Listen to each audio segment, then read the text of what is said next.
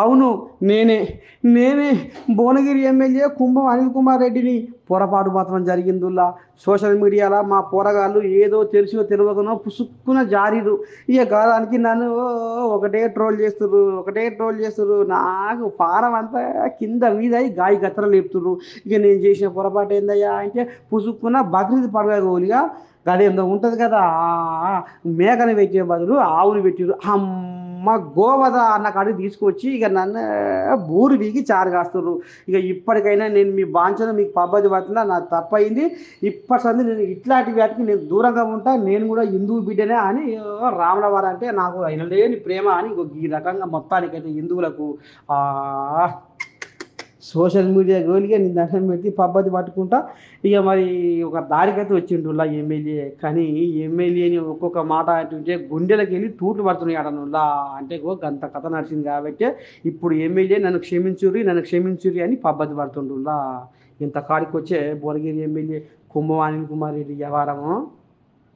బక్రీద్ సందర్భంగా ముస్లిం సోదరులకు బక్రీద్ శుభాకాంక్షలు తెలిపే సందర్భంగా మా సోషల్ మీడియా పోస్ట్లో మరి కొంత అది ఏదైతే పోస్ట్ ఏదైతే ఉంటుందో ఆ పోస్టర్లా తప్పుగా చిత్రీకరించడం జరిగింది. జనరల్గా ఏంటంటే ఆ పోస్టింగ్లో వెనుక ఆ గోట్ బొమ్మ వస్తుంది. వీళ్ళు మరి ఎట్లా చేసిండ్రో అది ఏమైందో పొరపాటు అయితే జరిగింది. సరే, ఇది ఇమ్మీడియట్గా దాన్ని తెలిసిన వెంబడే తొలగించడం జరిగింది. అన్ని గ్రూపులలోకి వెళ్ళి తొలగించమని కూడా చెప్పినాం. సో ఇది ఎవ్వరి మనసులు బాధపడ్డా వాళ్ళందరికీ కూడా ఈరోజు నిజంగా క్షమాపణ చెప్తున్నాం. ఎందుకంటే నేను ఒక రామభక్తుని, నేను ఒక ప్రతి హిందూ ధర్మము, ప్రతి హిందూ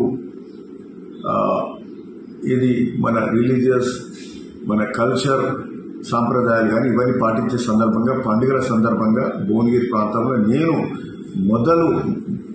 మొదటి వ్యక్తిగా నేను ఉంటున్నా. గత 10 ఏళ్ళకి వెళ్ళి అంతకుముందు 10 ఏళ్ల ముందు కూడా ఒలిగొండ ప్రాంతంలో మా సొంత మండలం సొంతూరులో ఆ రోజుకి వెళ్ళి నేను చదువుకునేటప్పటి నుంచి కూడా సో నా సాంప్రదాయాన్ని ఖచ్చితంగా పాటించుకుంది.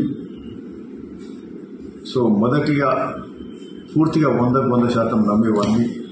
సో ఎవ్వరి మనసులు బాధపడ్డా వాళ్ళందరినీ కూడా ఇది ఒక తప్పుగా పొరపాటు, అంటే ఇది పోస్టింగ్ చేసిన వ్యక్తి పొరపాటుగా ఇవాళ రేపు ఏమవుతుందంటే గూగుల్లో కూడా వాళ్ళు గూగుల్లో కొట్టగానే ఏదో రాగానే అది ఇమీడియట్గా పేజ్ చేసి కాపీ పేస్ట్ చేసి కొట్టేస్తూ ఉంటారు. సో ఇట్లాంటి పొరపాట్లు జరుగుతూ ఉన్నాయి. జస్ట్ నో ఆయన సోషల్ మీడియా వాళ్ళతో కూడా మాట్లాడి ఇప్పటి నుంచి ప్రతిదీ చెక్ చేసి చేయాలి. సరే, ఎవరు పెట్టిందో ఏందో అది కూడా చూస్తున్నాం. ఇట్లాంటి మిస్టేక్స్ జరగకూడదు. సరే, ఈరోజు వీరికి ఎవరు మనసు బాధ పెట్టినా అందరినీ కూడా క్షమించమని కూడా కోరుతా ఉన్నాం.